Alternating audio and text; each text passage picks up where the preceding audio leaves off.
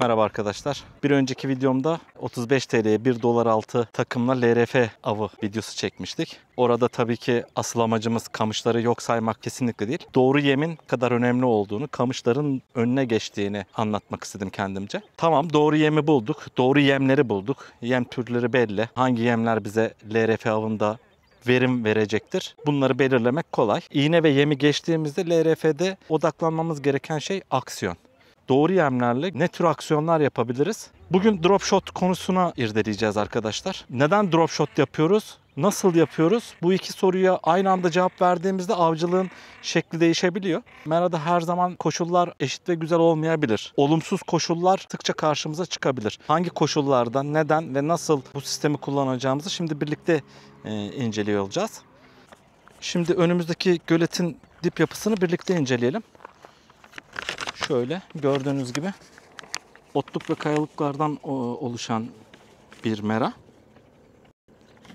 Dibinde bu tür kaya parçaları olduğu gibi bu şekilde otluklar da mevcut. Suya yemimizi attığımızda bunların dibinde balık bunu görmeyebilir, daha uzaktaki balık. Biz onu gösterebilmek için drop shot'u kullanabiliriz. Hemen bunu bir örnekle göstereyim. Birinci takımımızda bir tane mafsallı sistem uyguladım. Bu otluk alanlara atışımı yaptığımda, dibe battığında dip oyunlarında hem otlara takılacaktır, aksiyon bozulacaktır, hem de balığın görmesi zorlaşacaktır. Siz ne kadar güzel aksiyon verseniz de. Aynı zamanda sarım yaptığımız sırada bu şekilde dibe takılmalar söz konusu olacaktır. Dibe takıldığı zaman aksiyon da bozulacağı için kamışımızda sahtemize aksiyon iletemeyeceğiz. Fatih arkadaşımla geldiğim avda biz buranın aksiyonu hızlı yapmakta bulduk. Çünkü bu otların üzerinden sıyrılıp gelmiş olduk. Ve aldım. Karşı sudan düz sarım abi. Peki biz her zaman hızlı mı saracağız? Tek bir aksiyon yapacaksak LRF'nin ne anlamı var? LRF demek aksiyon çeşitliliği en bol olan av sistemi demek. Peki jiketle böyle yosunlara takıldığını gördük. Drop shot sistemiyle ne oluyor? Bu artık hayal gücünüzle alakalı. Ben şu anda bir ikili sistem oluşturdum arkadaşlar. Şöyle bir drop shot kurşunum var. Drop shot kurşunun üzerinde de yaklaşık 30 santim üzerinde bir silikon var. Bu klasik drop shot sistemi. Ben ikili bir drop shot sistemi yaptım arkadaşlar. Şöyle hem yukarıda hem aşağıda. İkili yapmak zorunda değilsiniz. Eğer yemler küçük, görünürlük az diyorsanız çok daha fazla görünürlük demek. Ama ne kadar çoğaltırsanız birbirine karışma riski de o kadar çoktur. Bir şey kazanırken bir şey kaybediyoruz. Balık avının genelinde budur. İşte ağır yemler kullanırsınız. Sunum kalitesi azalır. Ama görünürlük artar. Hafif yemler kullanırsınız. Sunum kalitesi güzelleşir. Ama görünürlük azalır. Dolayısıyla her şeyi kazanmak diye bir şey yok. Hayatta böyle değil mi? Bir şey kazanırken başka bir şey kaybedebilirsiniz. Şimdi demin gördünüz dibe nasıl takıldığını. Bu ne işe yarıyor? Özellikle bu floating yemler bu sistemde çok daha etkili. Örneğin biz atışımızı yaptık. Demin jiketin nasıl dibe oturduğunu gördünüz. Burada benim dibe oturan kısmım kurşunum oluyor. Floating yem yukarıda kalıyor. Aksiyonu verdiğinde de daha görünür bir hal alıyor. Ufak zıplatmalar ve büyük zıplatmalar, gerekirse suda yüzdürme aksiyonlarının tamamını LRF'nin bana vermiş olduğu avantajı, aksiyon çeşitliliğini kullanmaya devam edebiliyorum. Drop shot sistemin en büyük özelliği budur. İkincisi, çoğu zaman bu kayalıklardan geçerken jiketimizi, mafsallarlığımızı vesaire dibe takabiliyoruz. Peki burada hiç takılmıyor mu? Takıldığında dipteki kurşun takılıyor arkadaşlar. Dipte kurşun takılınca da drop shot kurşununun yapısından dolayı kurşun dipte kalıyor. Ama takımın geri kalan kısmı bize geri dönüyor. Kurşun dibe takıldığı için sadece kurşunu kaybediyoruz. Bütün bedenimi ve yemlerimi geri alıyorum. Sadece drop shot kurşununu değiştirerek hızlıca ava devam ediyorum. Bu hem bize finansal bir ekonomi sağlıyor. Aynı zamanda zaman ekonomisi sağlıyor. Ki merada tekrar lider bağla, tekrar bağla, tekrar iğne bağla, bunlar zaman kaybı. Drop shot sistemi bize bunu da sağlıyor. Son olarak drop shot sistemini şöyle değerlendirelim. Estetik sunum yapabilmek için düşük ağırlıklar atıyoruz. Normalde ben 1,5-2 gramları geçmemeye çalışıyorum. Ama şu anda 3,5 gramlık drop shot kurşunu bağlı. Ağırlığımı yemlere değil, yemlerin uzağına vermiş oluyorum. Dolayısıyla da bu güzel aksiyonları, bu güzel sunumu devam edebiliyorum. Normalde LRF'de arkadaşlar çok büyük erimler aramıyoruz. Hani zaten LRF'nin tanımında da bu olay var. Kayalık kıyılarda av yapıyoruz. Ama bazen şartlar, koşullar bizi zorlayabiliyor. Hangi şartlar? Örneğin soğuk havalarda balık kıyıdan uzaklaşabiliyor. İşte o zaman erim arıyoruz. Ağırlığımı arttırınca hassasiyetim azalıyor. Düzgün aksiyon veremiyorum. İnandırıcılık azaldığından balık avı verimim düşüyor. Yakın kıyılarda balık yok. Suya boş yere at çek yapıyorum. Bazen de basınçtan dolayı hava basıncı yüksek olunca balıklar kıyıdan uzaklaşıyor. Dolayısıyla yüksek basınç etkisi altında drop shot kullanabiliriz. Soğuk havalarda daha derin sulara çekilen balıklar için gene drop shot kullanabiliriz. Yani drop shot'u özetlersek uygun olmayan hava koşulları, basınç, sıcaklık gibi soğuk havalarda ve hemen tuttuk. Bakın şu anda ikinciyi de alabiliriz. Diğerine de aksiyon veriyor çünkü diğerini de inandırıcı hale getireceğinden dolayı. Filemizin içine takılma riski yüksek olacaktır. O yüzden filelemeyelim. Seni de kaçırmayalım. Tamam, güzel. Aldık içine. Bakın gayet uzak atışlar yapabiliyoruz. Ayrıca o otların üzerinde aksiyonlarıma devam ediyorum. Hızlı sarmak zorunda değilim. Daha önce hızlı sarıyordum. Neden? Otların üzerine çıkmam gerekiyordu ama dip oyundan vazgeçiyordum. Gene balık alıyorduk tabii ki. Ama verimi almak istiyorsak LRF'de dip oyunu yapmalıyız. Dip oyunu olmayan bir LRF spin avına döner. Yani bu makarayı böyle sürekli çevirmek zorunda kalırız. Şimdi bu yüksek atarlı kamışlarla da hani LRF yapılır mı? Evet, yanlış kamış almışsınız. Bu drop shot aksiyonunu kullanarak kamışınızı tutuyorsunuz, tak tak yukarıya zıplatarak LRF aksiyonu yapabilirsiniz. Aksiyon şu: çat çat çat yukarıya. Zıplat zıplat zıplat. Zıplat zıplat zıplat. Takip oldu arkadaşlar ama alamadım. Muhtemelen kuyruğundan ısırdı. Şu kameradan izleyelim arkadaşlar. Düzgün aksiyon.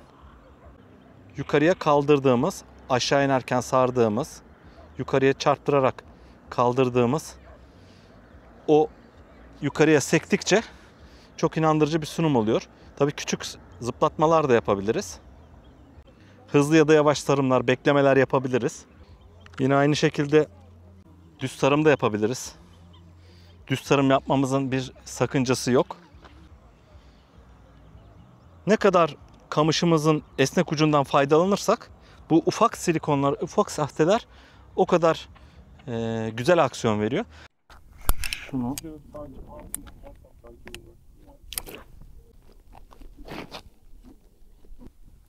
Evet.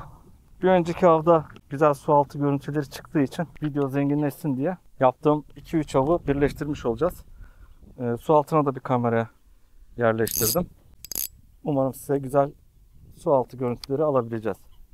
Şöyle çok uzatmaya gerek yok buradaki perchler için. Öğrendik onu. Şu şekilde küçük aksiyonlarımı iletiyorum. Direkt vuruş var. Takip hala devam ediyor. Muhtemelen kuyruğunu ısırıyor şu anda. Şu anda kameranın önüne kadar ve kameranın önünde de almış olabilir. Tamam. Yer değiştirme şansınız var mı ayıp olmazsa? Biraz daha içimde şey olacak. Takip gördüm bu arada şu kadar bir balık. Evet. Onun peşinde 4-5 tane daha gelmiştir. Tek gezmiyorlar. Olabilir. Tekrar Mera'da tanıştığım Oğuzhan arkadaşımızla beraber av yapıyoruz. Sağ olsun lokasyon konusunda yardımcı oldu bana. Şimdi neydi amacımız? Sahteye iletebildiğimiz en inandırıcı aksiyonu iletmek mevzu. Dolayısıyla inandırıcı aksiyon demek balığın yemimizi yemesi demek. Balık kamışımızı yemiyor, balık makaramızı yemiyor. Balığın saldırdığı şey bizim yemimiz. Ve twitchlerle geliyorum, bekliyorum, zıplatmalar yapıyorum. Sürekli aynı aksiyondansa farklı farklı aksiyonlar daha inandırıcı olduğunu düşünüyorum. Şu anda drop shot'un etkisiyle kurşunun dibi oturuyor ama yemim o otların hemen uçlarına yakın yüzeyinde hareket ediyor. Görünürlüğüm artıyor. Hatta şöyle sağa doğru bir atış yaptım. Çok sağ oldu. Çok kötü bir atış oldu. Sırası mıydı şimdi? Ne yaptık? Bakalım zararımız ziyanımız. Ne oldu arkadaşlar? Drop shot kurşunum takıldı. Ne yapacağız? Hemen kurşunu değiştireceğiz. Takımım tamamen bana geri geldi. Zaten drop shot'un amacı neydi? Bu tür takılma durumlarında kurşunu suya bırakıyoruz. Yemimizi ve bedenimizi, iğnemizi geri alıyoruz. Tekrar lider bağla derdi yok. Ucundaki düğümümü yeniliyorum. Şimdi bir tane drop shot kurşunu. Burada bir 9-10 tane takip var. Bence burada daha iyi. Evet. Benim küçük yemim yok. Biraz küçültmem lazım. Verebilirim. Abi alabilirim ya. Kurşunun var mı? Kurşunum yok. Hiç o tarzı takamıyorum. Şöyle yapalım o zaman. Sana. Bir de vereyim ben sana. Hayır şey değil. Estağfurullah. 3 liranın 5 liranın şeyini yapacağız. Ne kadar küçük olursa o kadar iyi şu an benim için. Döküm. Tamam. Kurşun verdim. Bunu da buraya bırakacağım. İstediğin zaman istediğin gibi kullanabilirsin. Teşekkür ederim. Buna ne bağlayabilirim abi? Şimdi ona da yem vereceğim. Sana bir split tail verelim. Kalaman çok kapalı. Kalamayı biraz da kapat. Şöyle yaptım. Hı. Nacizane şöyle yaptım. Al sana balık. Ben bir çekeyim. Çarptırmaları ihmal etme. Aynen öyle. Hızlı sarım burası seviyor. Otların yüzeyinden geldiği için hızlı sararsan alacaksın. Birazdan vuruş test edersin. Tekrar nerede kaldık? Dedik ki suyun üstünden gelelim ve aldın değil mi? Çok güzel. Biraz dipten gelmesine izin var.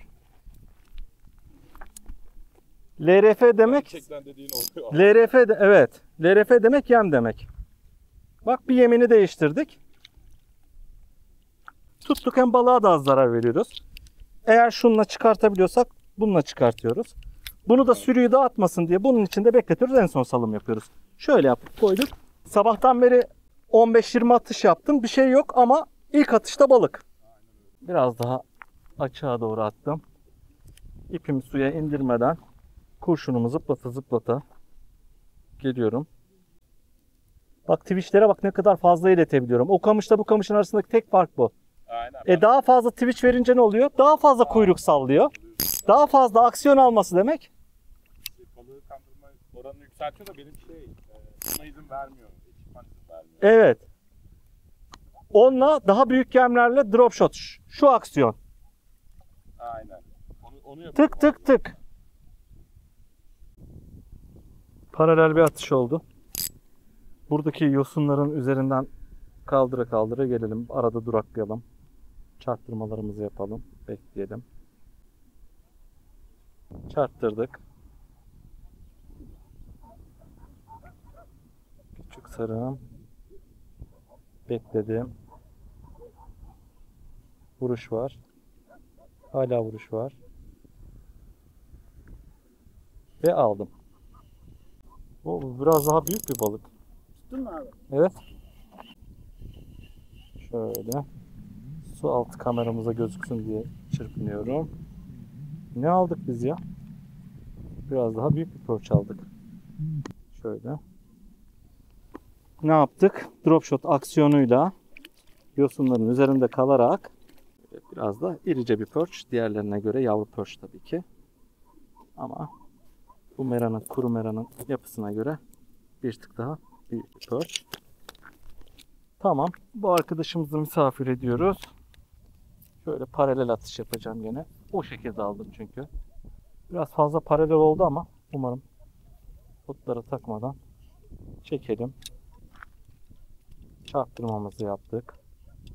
Çarptırmamızı yaptık. Vuruş var.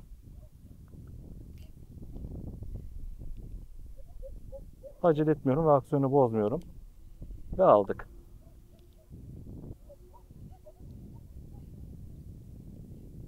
Tekrar bıraktı. Ve aldık. Aldın mı? Aldık. Abi sende bayağı var. Evet. Şöyle. Kahverengi neredeydi abi? Aldı mı? Evet.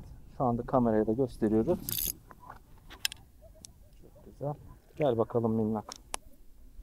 O bayağı Pintail aldım. Ben sana pintail vereyim. ben Bunu- çıkmıyor. Çok kolay mı? Aynen öyle. Bir de şu şeyi ne demişler? Kontrol edeyim mi? Atışımı yaptım. Gel. Onun bakın.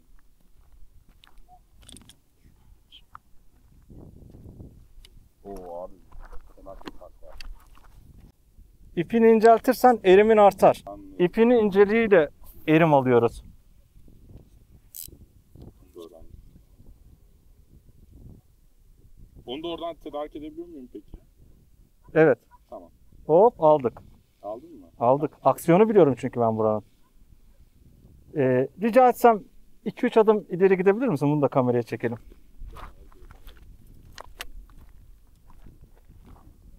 Şöyle. Evet, yosuna taktık balıkla beraber. Ya da büyük bir balık. Bu ne ya? Neymiş? Ota mı girmiş? Balık ota girmiş. Yo yan. Balığı yandan almışım. yandan Şöyle yapalım. Balığı maalesef yandan aldık. Hiç istemediğim şey. Aynı zamanda onu da ota taktık.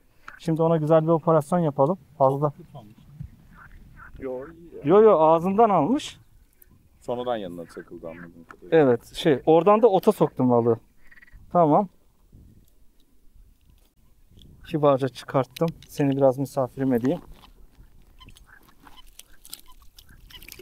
Bu kamışın da işi var. Bu kamışın da yolu var. Bak. Bu drop shot'u bununla yap. Gösteriyorum. Atışımı yaptım. İpimi dibe indirdim. Tamam mı? Drop shot'un aksiyonu bu. Yukarı yukarı zıplattım, sardım. Yukarı yukarı zıplattım, aldım.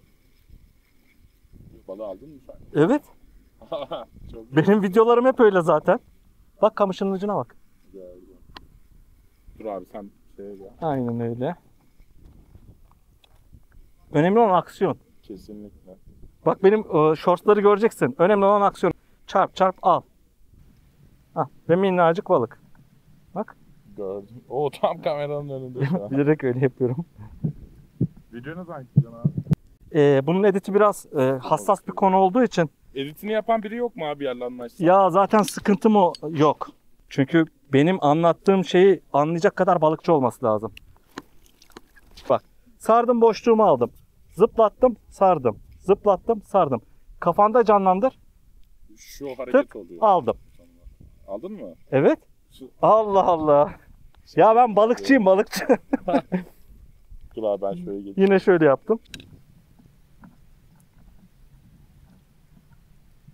Videolarımı izleyeceksin şimdi, ya bu da sallıyor falan diyebilirsin. Yok, Hayır sen şimdi demezsin. yanındayım. Ama normalde kim bilir kaç avda bu hareketi yaptı. Bana kesip editleyip bunu diyebilirsin. Ha yok yanında. Önemli olan sahteye iletebildiğimiz aksiyonun doğruluğu. Tekrar atışımı yaptım. Çok paralel oldu. O zaman ne yapıyorum? Yaklaşıyorum. Şimdi çarp tam saati. Çarp bir tur sar. Bir çarp bir tur sar. İki çarp bir tur sar. Kaldır dibe indir. Kaldır dibe indir. Geliyor. Önemli olan aksiyon iletmek. Evet, bu bir LRF kamışı mı? Şu anda LRF yaptığım için LRF kamışı oldu. Ama önemli olan LRF kamışı demek değil, LRF yeme. Ne fark etti? 2.12 ile de LRF yapılıyor. Yoruluyorum. Atış ergonomim kötü. Normalde tek elimle çok daha güzel atışlar çıkartabiliyorum. Çok daha isabetli atışlar çıkartabiliyorum. Bunu bozdu. Tekrar. Al güzel kardeşim. Abi bu çok eğlenceliymiş. Buna geçince şu an şey geldi. Ağır gelmiştir. Çok ağır geldi. Sıkıntı değil. Atışımı yaptım. Dibe de indirdim. Yosunların arasında. Bir kaldırdım şöyle. Kaldırdım. Kaldırıp twitch veriyorum. Tekrar kaldırdım. İniyor aşağı. Kaldırıyorum. İniyor aşağı. Tık tık tık tık aşamalı kaldırdım. Ve hadi bozma aksiyonu alacak. Hadi gel tam kameranın önünde al. Kaldır. Kaldır. Kaldır. Kaldır. Hadi burada al da kameraya tam çıksın. Ve tam önünde. Hadi. Kaldır. Kaldır. Bizi gördüğü için kaçtı balıklar. Hemen önümde. Şöyle 4 metre öteye attım. Şu ön kameraya da çıksın. Su altı kamerasını. Bıraktı. Aha aldım. Çok güzel. Gel. Şöyle yapalım. Oğuzhan arkadaşımızın balığını da kameraya gösterelim. Öyle. Sıkıntı değil. Şöyle. Alalım balığımızı. Tuttuk balığımızı. Hiç acımıyor var ya, direkt yapışıyor ya. Bu Şuradan. sahteyi çok beğendim, özellikle bundan şey yap. Bunu sonradan aldım. Orada yok. Aji Worm. Acı bu. Instagram'dan yazarsın. Sıkıntı değil. Eklerim ben seni de. Tamam abi. Yazışırız. Al. Güzel. Gel. Yürüyerek gel.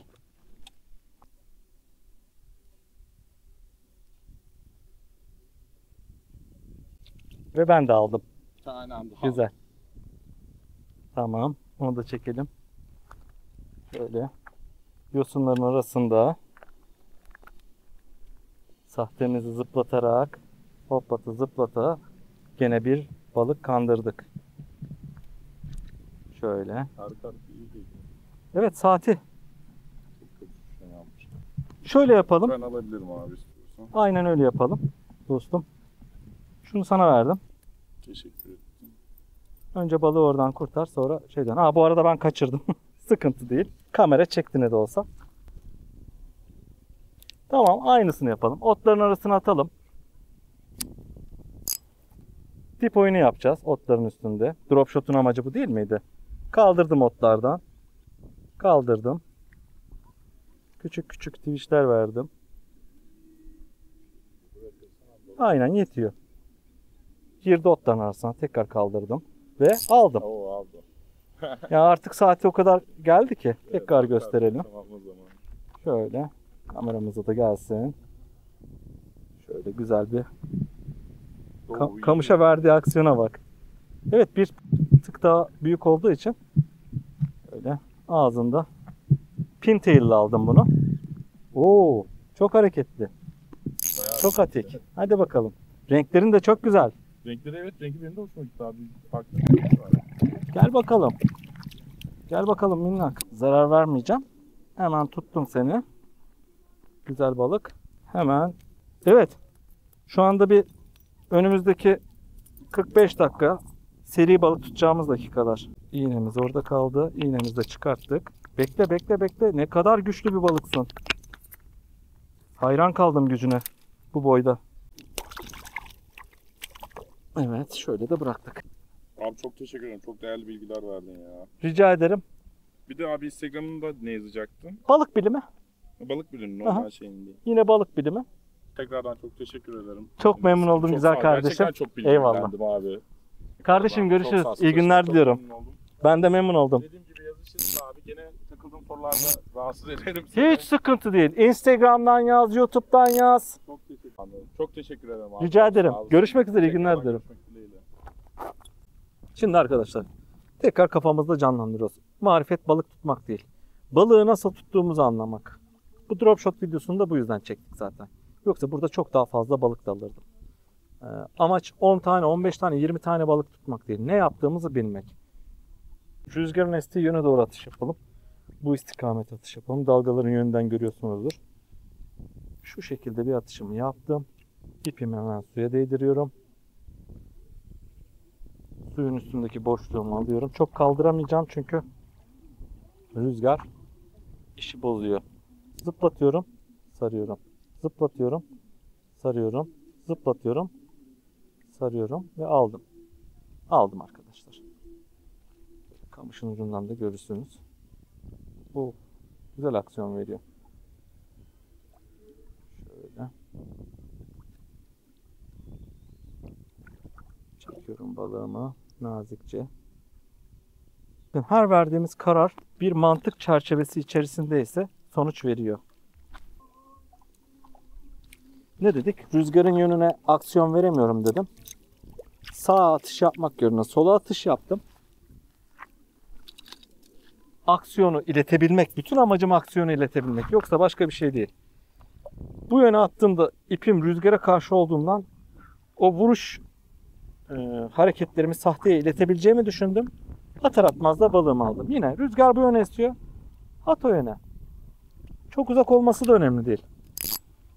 Ne yapıyoruz? Boşluğumuzu alıyoruz. İlk önce şu suyun üstünde şu D yapan hareketimi, rüzgardan dolayı D yapan ipimin boşluğunu aldım. Çarptırıyorum, sarıyorum. O böyle yosunun üstüne çarpıyor, sarıyorum. Yosunun üstüne doğru çıkartıyorum.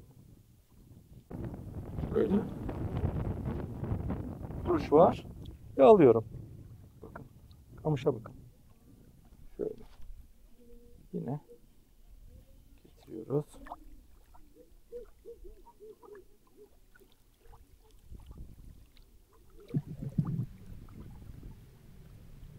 Kameraya da gözükmüştür. Bir tık daha büyük bir perch. Bu mereye göre büyük bir perch. Dur, sakin ol. Çok güçlüsün.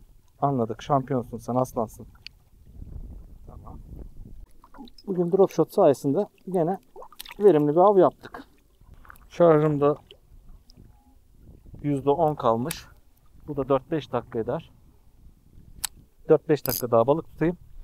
Yeterince balık oldu. 2-3 günlük video oldu çünkü. Hemen gittiği yerde vuruş var, takip var. Ve aldık mı? Aldık. Bırakmazsa aldık. Evet. Gel bakalım perch. Kameramıza da güzel bir görüntü versin. Evet, güle güle sana. Şöyle gözüküyordur arkadaşlar. Yine şöyle rüzgarın yönüne attım. Hemen kalamamı kapattım. İpimi suya değdirdim. Şimdi ne yapıyoruz arkadaşlar? Yosunların dibindeyim. Bu yüzden bu aksiyon. Bu kayalıklar da olabilirdi. Kayaların dibine takılmasın diye aynı hareketi yapacaktım. Kaldıracağım. Saracağım. Kaldıracağım. Alacağım. Bu kadar.